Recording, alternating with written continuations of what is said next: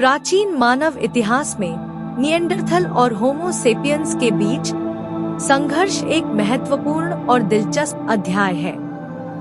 यह कहानी हमें लगभग 40,000 साल पहले की उस दुनिया में ले जाती है जब दो अलग अलग मानव प्रजातियां एक दूसरे के साथ प्रतिस्पर्धा में थी। इस संघर्ष के दौरान वे न केवल संसाधनों के लिए बल्कि जीवित रहने के लिए भी लड़ रहे थे। इस वीडियो में हम इस संघर्ष के विभिन्न पहलुओं पर विस्तार से चर्चा करेंगे।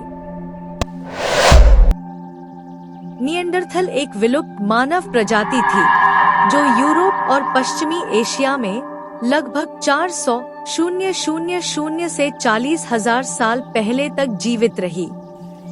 वे शारीरिक रूप से होमो सेपियंस की तुलना में अधिक बलवान थे, लेकिन उनके मस्तिष्क का आकार भी बड़ा था।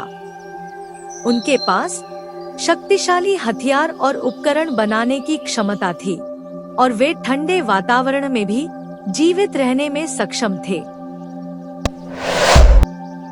होमो सेपियंस, जिसे आधुनिक मानव के रूप में जाना जाता है, अफ्रीका से उत्पन्न हुए और बाद में दुनिया के विभिन्न हिस्सों में फैल गए। वे तकनीकी और सांस्कृतिक दृष्टि से अत्यधिक विकसित थे। उनकी कला, भाषा और सामाजिक संगठन ने उन्हें निएंडरथल की तुलना में एक अलग पहचान दी। भोजन, पानी और आवास जैसे संसाधनों की कमी ने दोनों प्रजातियों के बीच संघर्ष को बढ़ावा दिया।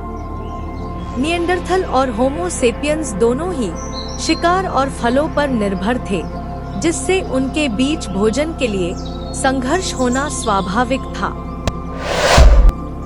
दोनों प्रजातियों ने अपने अपने क्षेत्रों में रहने की कोशिश की। जब होमो सेपियंस यूरोप और एशिया में फैले, तो उन्हें निएंडरथल के साथ अपने आवासों को साझा करना पड़ा, जिससे क्षेत्रीय संघर्ष हुआ। होमो सेपियंस की उन्नत सांस्कृतिक और सामाजिक संरचनाएं, जैसे कि बेहतर शिकार तकनीक, कला और संचार के साधन, ने उन्हें निएंडरथल के मुकाबले अधिक सफल बनाया। यह अंतर भी दोनों के बीच संघर्ष का एक प्रमुख कारण था। प्रत्यक्ष लड़ाई और हिंसा के प्रमाण हमें निएंडरथल और होमो सेपियंस के बीच हुए संघर्ष की जानकारी देते हैं। दोनों प्रजातियों के हड्डियों पर पाए गए चोटों के निशान बताते हैं कि वे एक दूसरे के साथ लड़ाई में लगे हुए थे। संघर्ष केवल हिंसात्मक ही नहीं था। निएंडरथल और होमो सेपियंस के बीच आनुवांशिक मिश्रण भी हुआ। आज के आधुनिक मनुष्यों के डीएनए में निएंडरथल के जीन पाए जाते हैं, जो दर्शाते हैं कि संघर्ष के दौरान दोनों प्रजातियों के बीच मिलन भी हुआ। संघर्ष के बावजूद दोनों प्रजातियों ने एक दूसरे की तकनीकों और संस्कृतियों को अपनाया। उदाहरण के लिए, निएंडरथल ने होमो सेपियंस की उन्नत शिकार तकनीकों को सीखा और होमो सेपियंस ने निएंडरथल के कुछ औजारों का उपयोग किया। संघर्ष के परिणामस्वरूप निएंडरथल लगभग 40,000 साल पहले विलुप्त हो गए।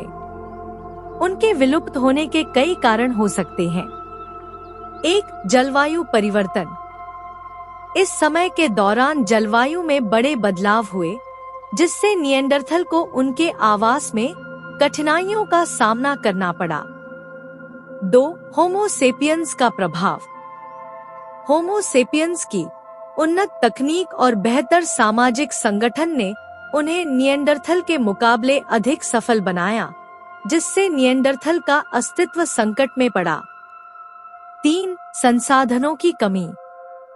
संसाधनों की कमी और उनके लिए हुए संघर्ष ने निएंडरथल की जनसंख्या को धीरे धीरे कम कर दिया। निएंडरथल और होमो सेपियंस के बीच का संघर्ष मानव इतिहास का एक महत्वपूर्ण हिस्सा है। यह संघर्ष न केवल हिंसा और प्रतिस्पर्धा का प्रतीक है, बल्कि सांस्कृतिक और आनुवांशिक मिश्रण का भी प्रतीक है। आज के आधुनिक मनुष्य के भीतर निएंडरथल के जीनों का अस्तित्व इस संघर्ष की गवाही देता है और यह दर्शाता है कि मानव प्रजातियों के बीच हुए इन संघर्षों ने हमारे विकास में महत्वपूर्ण भूमिका निभाई है।